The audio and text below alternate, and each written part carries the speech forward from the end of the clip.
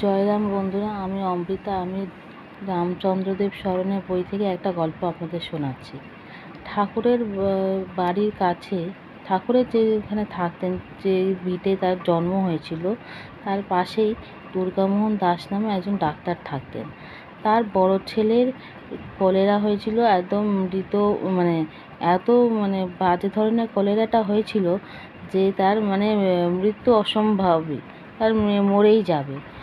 তখন সে ঠাকুরের কৃপার ওপরে নির্ভর ছিল। সে হাত তুলে দিয়েছিল। সে প্রচুর ডাক্তার দেখিয়েছিলেন, নিজেও ডাক্তার ছিলেন, কোনো উপায়ে কোনো কিছু হচ্ছিল না। তিনি ঠাকুরের কৃপার ওপরে নির্ভর করেছিলেন।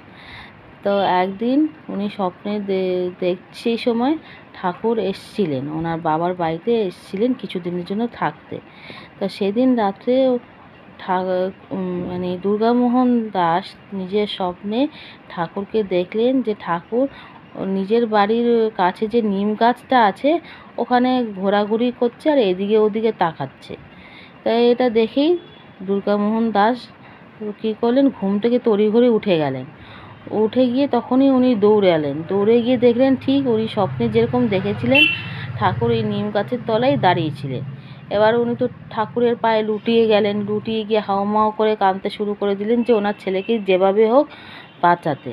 তা ঠাকুর তখন ওনাকে শান্তও করলেন, আশ্বাসও দিলেন যে উনি যেন এখন বাড়িতে ফেরত যান, উনি আসছেন বলে বাড়িতে পাঠিয়ে দিয়েছেন। তার ঠিক কিছুক্ষণ পর ঠাকুর এসে উপস্থিত হয়েছেন।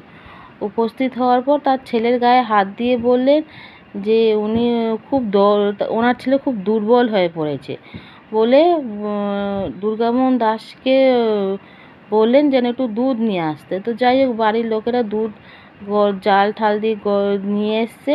তখন ঠাকুরই তার ছেলেকে তুলে দুধটাকে খাইয়ে দিয়েছে। দুধটাকে খাইয়ে দেওয়ার পর যখন দুধটাকে খাওয়ানো হলো তখন ছেলেটার আস্তে আস্তে জ্ঞান আসলো। আর জ্ঞান আসার পর আস্তে আস্তে দেখা গেলো সে সুস্থও হয়ে গেল। এভাবে আমরা ঠাকুরের অনেক রকমের লীলা খেলা দেখে থাকি। আজকের এই গল্পটা এইটুকুনি। আমার এই প্রচেষ্টাটা আপনাদের ভালো লেগে থাকলে লাইক, শেয়ার অ্যান্ড সাবস্ক্রাইব করবেন, নোটিফিকেশন বেল অন করবেন।